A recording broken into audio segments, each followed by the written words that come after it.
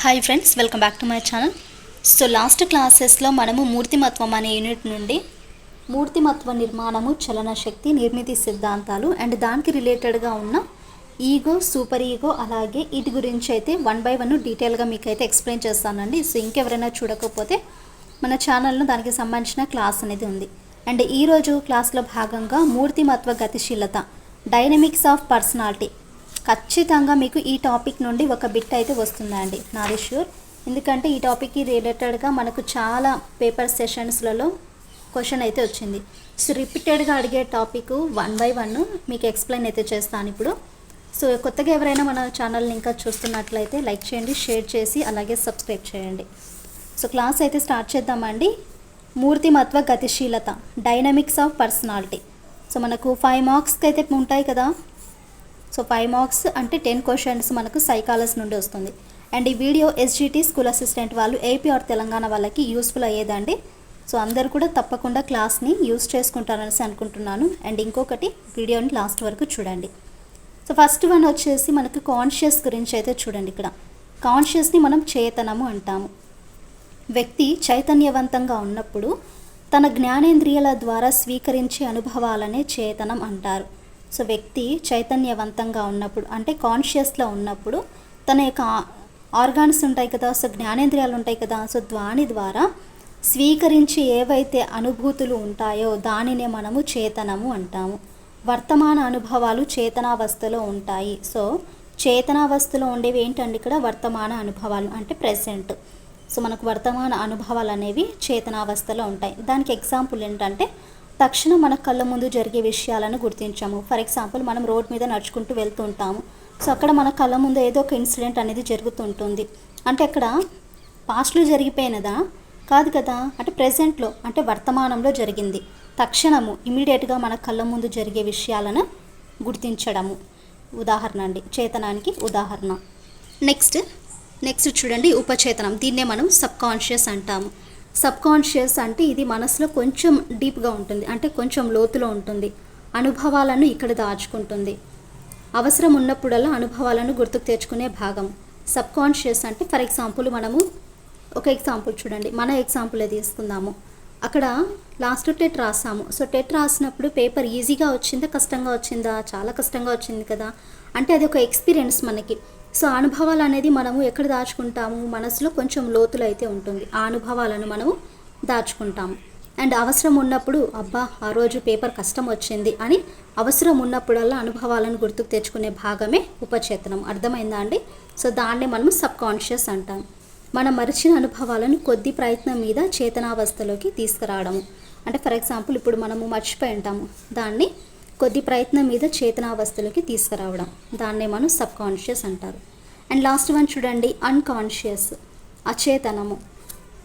అచేతనం అంటే అవసరం ఉన్నా ఎంత ప్రయత్నించినా గుర్తుకు రాని అనుభవాలు, విషయాలు అచేతనంలో ఉంటాయి.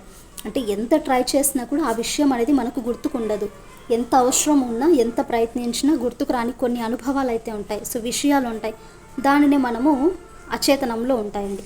అంటే సాధించలేని వాంఛలు, కోరికలు మొదలైనవి మనస్సులోని అచేతనంలోకి నెట్టివేయబడతాయి.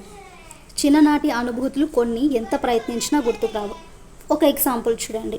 ఫర్ ఎగ్జాంపుల్, మన దగ్గరికి ఒక ఫ్రెండ్ వస్తాడు. తను మన చైల్డ్హుడ్ ఫ్రెండ్ ఉంటాడు. బట్ ఎంత ట్రై చేసినా అరే నేను నీ ఫ్రెండ్ రా అన్నా కూడా ఇతను ఏం చేస్తాడు, గుర్తుకు ఉండదు తనకు. అంటే అవసరం ఉన్నా కూడా ఎంత ట్రై చేసినా గుర్తుకు రాని అనుభవాలు, విషయాలు అనేవి అన్కాన్షియస్లో ఉంటాయి అండి. సో ఇది మనకి అన్కాన్షియస్ గురించి అర్థమైందా అండి? ఈరోజు ఇంకొకటి భాగంగా మనోలైంగిక వికాసం, సైకోసెక్షువల్ డెవలప్మెంట్. ఈ సైకోసెక్సువల్ డెవలప్మెంట్ అనేది ప్రతి శిశువులో కొంత మోతాదులో లైంగిక శక్తి ఉంటుంది. దీనినే మనము లిబిడో అంటాము. సో అంటే ప్రతి శిశువులో, ప్రతి పిల్లవాడిలో కొంత మోతాదులో లైంగిక శక్తి ఉంటుంది. దానినే మనము లిబిడో అంటాము. అందులో కొన్ని దశలు అయితే ఉన్నాయి. సో ఆ దశలు ఏంటంటే మనకు మౌఖిక దశ, ఆసన దశ, శిష్ణ దశ, గుప్త దశ, జననాంగ దశ. ఇలా మనకు 5 రకాల దశలు అయితే ఉంటాయండి. సో 5 దశలలో మొదటిది చూసుకుంటే మౌఖిక దశ. ఈ మౌఖిక దశ వచ్చేసి 0 నుండి 1 అంటే పుట్టినప్పటి నుండి 1 సంవత్సరం వరకు ఉంటుంది. నోరు కామోద్దీపన కేంద్రంగా పనిచేస్తుంది. మౌఖిక అంటేనే నోటితో పని కదా అండి. సో నోరు అనేది కామోద్దీపన కేంద్రంగా పనిచేస్తుంది. తల్లిపాలు తాగుతున్నప్పుడు లైంగిక సహజాతము సంతృప్తి చెందుతుంది. అండ్ ఈ దశలో పిల్లలు అందిన ప్రతి వస్తువును కూడా నోట్లో పెట్టుకుంటారు. అండ్ ఈ దశలో అచిత్తు ఉంటుంది. ఓకేనా అండి.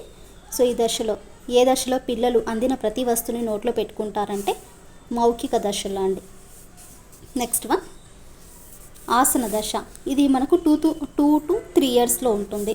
2 నుండి 3 సంవత్సరాల్లో ఉంటుంది. పాయువు కామోద్దీపన కేంద్రంగా పనిచేస్తుంది. మల విసర్జన ద్వారా లైంగిక సహజాతం సంతృప్తి చెందుతుంది. అక్కడే ఏం చెప్పాం మనము, తల్లిపాలు తాగుతున్నప్పుడు లైంగిక సహజాతం అనేది సంతృప్తి చెందుతుంది. బట్ ఇక్కడ మల విసర్జన ద్వారా లైంగిక సహజాతం అనేది సంతృప్తి చెందుతుంది. ఈ దశలోనే మనకు ఈగో అనేది వికసిస్తుంది. శిశువు తొలిసారిగా అధికారాన్ని ఎదుర్కొనే దశగా చెప్తారు. ఈ దశలో టాయిలెట్ ట్రైనింగ్ అనేది అవసరము. సో దీన్నే మనం ఆసన దశ అంటారు. నెక్స్ట్ వన్ శిష్ణ దశ. 3 to 5 ఇయర్స్ అయితే ఉంటుందండి. శిష్ణ దశ యొక్క ఏజ్ లిమిట్ ఎంత? 3 to 5 ఇయర్స్. జననేంద్రియాలు కామోద్దీపన కేంద్రాలుగా పనిచేస్తాయి. సో మన ఆర్గాన్స్ ఉన్నాయి కదా, సో ఈ జననేంద్రియాలన్నీ కూడా కామోద్దీపన కేంద్రాలుగా పనిచేస్తాయి. వెరీ ఇంపార్టెంట్ బిట్ ఇది మనకు గుర్తుంచుకోండి. Oedipus Electra complex.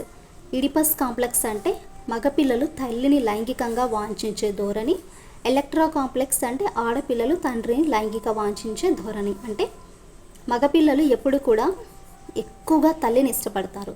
సో ఆడపిల్లలు తండ్రిని ఎక్కువ ఇష్టపడతారు. ఈడిపస్ కాంప్లెక్స్ అంటే మగపిల్లలు తల్లిని, ఎలక్ట్రా కాంప్లెక్స్ అంటే ఆడపిల్లలు తండ్రిని. ఈ దశలో మనకు సూపర్ ఈగో అనేది ఎక్కువగా అభివృద్ధి అనేది ప్రారంభం అవుతుంది. నెక్స్ట్ వన్ గుప్త దశ. ఇది 6 నుండి 11 ఇయర్స్ అండి.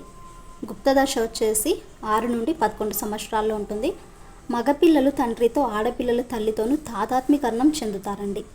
గుప్త దశలో మగపిల్లలు తండ్రితో, ఆడపిల్లలు తల్లితోనూ తాదాత్మీకరణం చెందుతారు. జంతువాంఛలను లేదా దౌర్జన్యశీలాన్ని దమనపరచడము, అంతరీకరణము జరుగుతుంది ఈ దశలో మనకి. మగపిల్లలు తల్లి ప్రేమాభిమానాలు పొందడానికి తండ్రిలోని లక్షణాలను, ఆడపిల్లలు తండ్రి ప్రేమాభిమానాలు పొందడానికి తల్లిలోని లక్షణాలను అవలంబిస్తారు. సో ఆపోజిట్ వర్షన్ అంతా కూడా. ఇక్కడేమో మగపిల్లలు వచ్చేసి వారి యొక్క తల్లి యొక్క ప్రేమ అభిమానాలను పొందుతాడు, తండ్రిలోని లక్షణాలను. ఇక్కడ చూసుకుంటే సేమ్ ఇది కూడా ఆడపిల్లలు వచ్చేసి తండ్రి యొక్క ప్రేమ కావాలని పొందడానికి అనుకుంటారు అండ్ తల్లిలోని లక్షణాలను అవలంబిస్తారు. అండ్ ఈ దశలో మనకు తాదాత్మీకరణము, అంతర్లీకరణ భావాలు అనేవి ఉంటాయి. తాదాత్మీకరణము, అంతర్లీకరణ భావాలు ఏ దశలో ఉంటాయి? గుప్త దశలో ఉంటాయి. నెక్స్ట్ అండ్ లాస్ట్ వన్ జననాంగ దశ. ఇది మనకు 11 నుండి 12 ఇయర్స్ లోపల ఉంటుంది. గౌణ లైంగిక లక్షణాలు అనేవి కనబడతాయి. అండ్ ఈ దశలో ఆడపిల్లలు మగపిల్లల పట్ల, మగపిల్లలు ఆడపిల్లల పట్ల లైంగిక ఆసక్తిని పెంపొందించుకుంటారు. సో దాన్నే మనము జననాంగ దశ అంటాము. సో ఇది ఫ్రెండ్స్ ఈరోజు మనోలైంగిక వికాసం గురించి. ఎన్ని దశలు ఉన్నాయండి? మనం ఇప్పుడు మాట్లాడుకున్నది 5 దశలు ఉన్నాయి కదా. సో ఫస్ట్ వన్ వచ్చేసి మౌఖిక దశ, ఆసన దశ, శిష్ణ దశ, గుప్త దశ, జననాంగ దశ. సో ఈ దశలు అనేవి జాగ్రత్తగా 1 or 2 టైమ్స్ వీడియోని రిపీటెడ్గా చూస్తూ గుర్తుంచుకోండి. నెక్స్ట్ క్లాస్లో మనం ఎరిక్ ఎరిక్సన్ మనోసాంఘిక వికాస సిద్ధాంతం గురించి మోస్ట్ ఇంపార్టెంట్ క్లాస్ ఇది. సో నెక్స్ట్ క్లాస్లో అయితే మీకు అప్లోడ్ చేస్తానండి. పిఐఈ కూడా చేస్తాను, బట్ కొంచెం టైం అయితే పడుతుంది. మ్యాక్సిమం డైలీ ఏదో ఒక సంబంధించిన సబ్జెక్ట్కి సంబంధించిన వీడియో అనేది పోస్ట్ చేస్తాను. సో తప్పకుండా మీరు యూజ్ చేసుకుంటారనేసి అనుకుంటున్నానండి.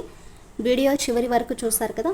సో వీడియో ఎలా ఉందో ఖచ్చితంగా కామెంట్ అయితే చేయండి. మీకు నచ్చినట్లయితే ఫస్ట్ ఆఫ్ ఆల్ మా ఛానల్ని లైక్ అండ్ షేర్, సబ్స్క్రైబ్ చేయండి.